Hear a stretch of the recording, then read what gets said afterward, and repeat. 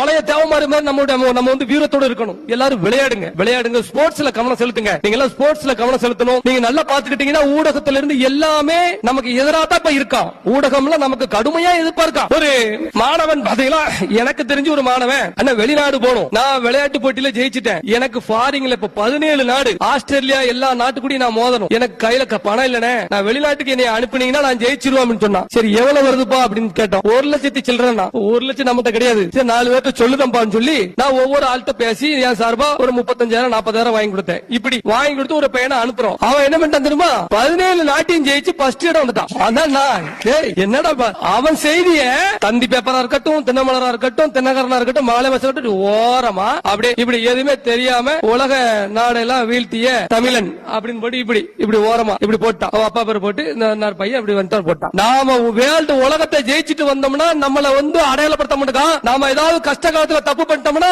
அவன் நம்மள வந்து அப்படியே பெருசா அடையாளப்படுத்துறான். இவன் இன்னமும் திருடிக்கிட்டு தான் இருக்கிறான், இவன் தான் அந்த சாதி இப்படின்ட்டு. அப்ப அது உளவியல் ரீதியா நம்மள சாக்குறான். உங்களுக்கு அதை மட்டும் பெருசா போடுவான். நார்த்தவர் மவன் தப்பு பண்ணா அப்படின்னு, இந்த மவன் ஜெயிச்சான்னு போட மாட்டான். அதனால உளவியல் ரீதியா நம்ம எல்லாத்துக்கும் மிகப்பெரிய ஆபத்து நடந்துகிட்டு இருக்கு.